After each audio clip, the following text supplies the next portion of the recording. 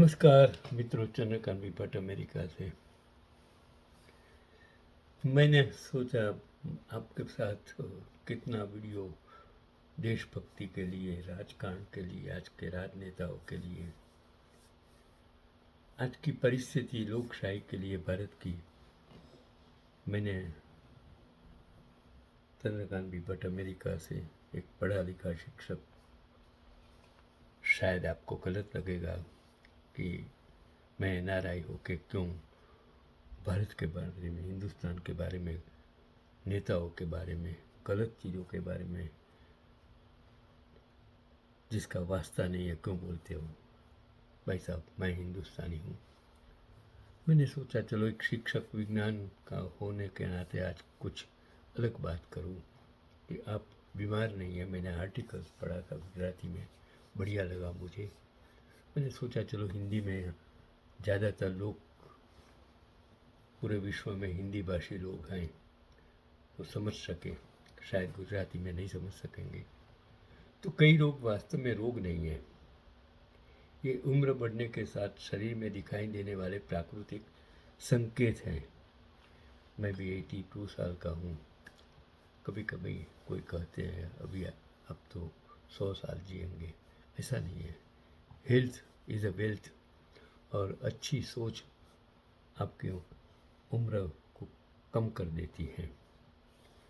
Beijing के एक अस्पताल के निदेशक की वृद्धों के लिए दी गई 5 सलाहों पर हम ध्यान दें। यहाँ अमेरिका में ज़्यादातर लोग हेल्दी हैं, जापान हो, चाइनीज़ हो, कोरिया हो, ये सब क्यों, और भारत में क्यों कम उम्र में वृद्ध हो जाते हैं, वो आपको सोचना है।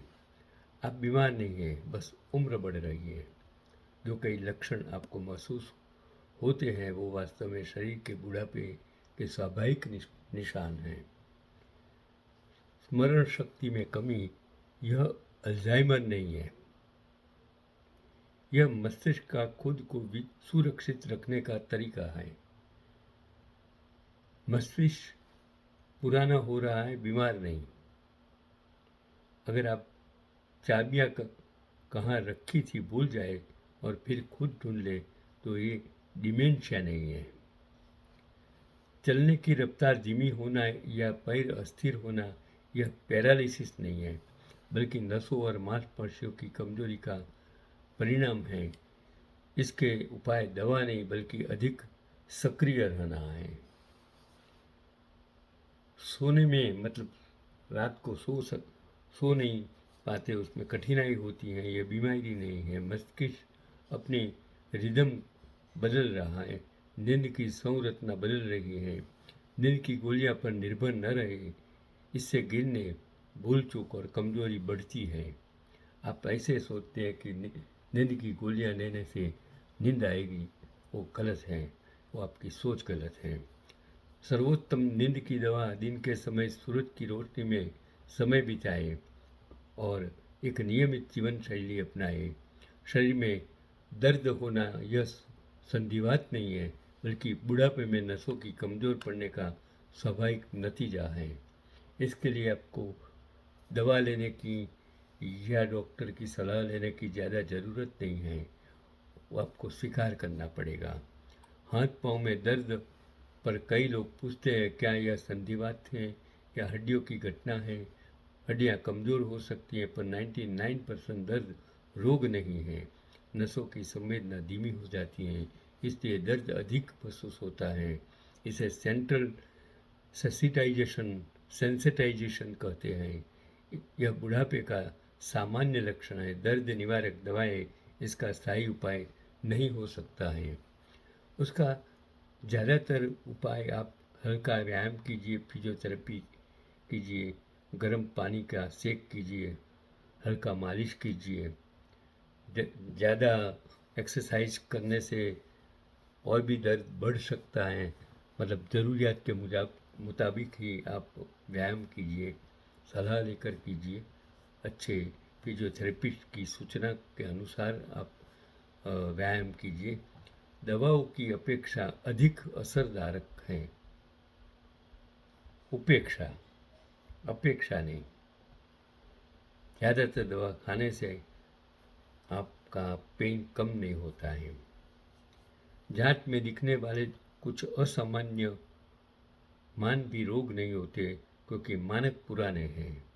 विश्व स्वास्थ्य संगठन WHO कहता है कि वृद्धों के लिए जांच के मान थोड़े ढीले होने चाहिए। थोड़ा अधिक कोलेस्ट्रॉल खराब नहीं है। ऐसे लोग अधिक जीते हैं, क्योंकि कोलेस्ट्रॉल हार्मोन और कोशिका की दीवार बनाने में जरूरी है, और बहुत कम होने पर प्रतिरोधक क्षमता घटती है। चीन के निर्देश में वृद्धों के लिए ब्लड प्रेशर का लक्ष्य 150/90 mmHg रखा गया है, जबकि युवा के लिए लेस देन 140/90। बुजुर्ग और उनके बच्चों के लिए एक सुझाव है कि हर तकलीफ बीमारी नहीं होती। डर बुजुर्गों का सबसे बड़ा दुश्मन है। मेडिकल रिपोर्ट या विज्ञापनों के गुलाम न बने।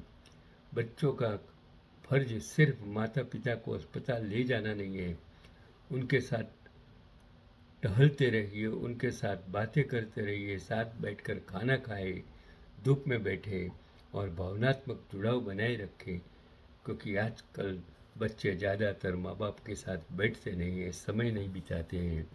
उनके उम्र के साथ डिस्टेंस बना लेते हैं, उनकी सोच के साथ डिस्टेंस बना लेते हैं। कभी ये सोचते हैं कि आपको कुछ मालूम नहीं है, आप किस तरह रहना चाहिए, आपको इस तरह रहना चाहिए, आपको इस तरह खाना चाहिए, आपको इस तरह बोली तो इस तरह बात करना चाहिए। तो बच्चों के लिए धूप में बैठे भावनात्मक जुड़ाव बनाए रखें। उम्र दुश्मन नहीं है, एक ही जगह बैठे रहना असली दुश्मन तो वही है। स्वस्थ रहे, बुढ़ापा को रोग न समझे, बदलाव को लक्षण मानिए। ब्राज़ील के एक कैंसर स्पेशलिस्ट के जो विचार हैं कि बुढ़ापा 60 साल की उम्र से शुरू होता है और 80 साल तक चलता है, उसका चौथा चरण 80 से 90 साल के बीच है। लंबी उम्र 90 साल से मौत तक, और बुजुर्ग के लिए सबसे बड़ा दुख अकेलापन। जब जीवन साथी गुजर जाता है तो बचा हुआ साथी परिवार पर बोझ बन जाता है। दोस्तों से रिश्ते बनाए रखें, उनसे मिलते रहें। अपने बच्चों और पोते पोतियों पर बोझ न बने, भले ही वे ऐसा न कहें कि मेरी निजी सलाह ये है। मेरा खुद का अनुभव कहता है कि अपनी ज़िंदगी अपने हाथों में रखें। कब बाहर जाना है, किसके साथ रहना है, क्या खाना है, क्या पहनना है, किसे फ़ोन करना है, कब सोना है, क्या पढ़ना है, क्या महसूस करना है, ये सब खुद तय कीजिए, वरना आप दूसरों पर बोझ बन जाएंगे। विलियम शेक्सपियर का कहा करते थे, मैं हमेशा खुश रहता हूँ, क्योंकि मैं किसी से कोई उम्मीद नहीं रखता। उम्मीद ही दुख की सबसे बड़ी वजह है।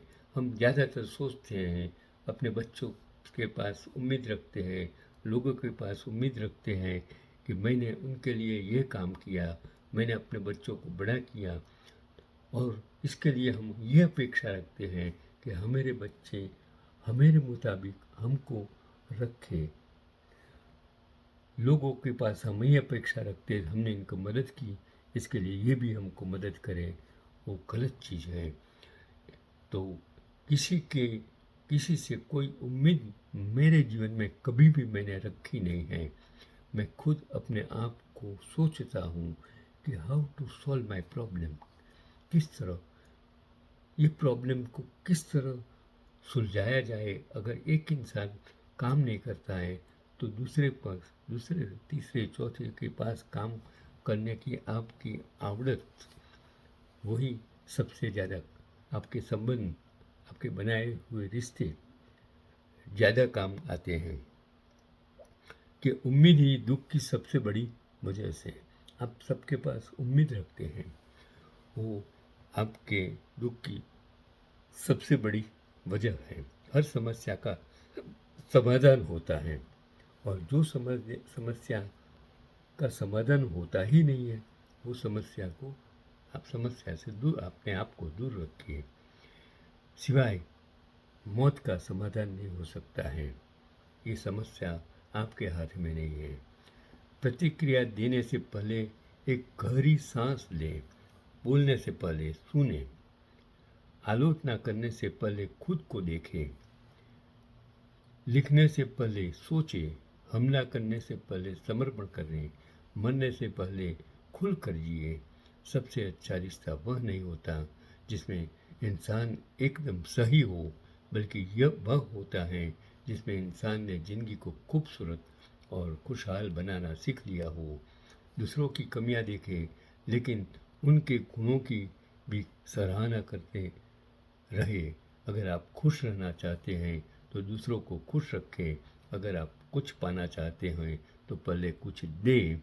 अपने आसपास प्यार करने वाले, मुस्कुराने वाले और सकारात्मक लोगों को अपने आस पास रखें और खुद भी वैसे ही बने। जब ज़िंदगी मुश्किल हो जाए और आपकी आंखों में आंसू हो, तब भी मुस्कुराते हुए उठे और कहे सब ठीक हो जाएगा, क्योंकि हम आगे बढ़ रहे हैं।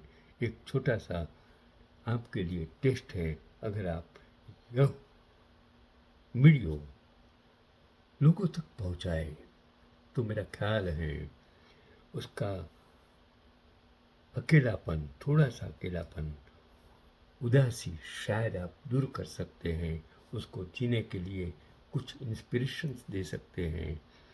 तो मैं आज का ये पैगाम हर इंसान के लिए, जियो और जीने दो, खुश रहो, खुश रखो।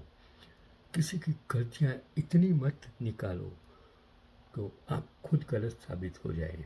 इसके लिए जो अच्छा है उसको एक्सेप्ट करो, जो गलत है, जो बुरा है, उसको छोड़ दो। ईमानदारी से जियो, भ्रष्टाचार मत कीजिए, गलत मत पढ़िए, गलत मत सोचिए। प्लीज़, शायद बिना जाने समझे किसी को गलत कर देना वो गलत है। यही आज का पैगाम। आगे ये वीडियो भेजकर किसी की मुस्कुराहटों से दिल लुटा। यही ज़िंदगी। नमस्कार, चंद्रकांत विपर्ट, अमेरिका से।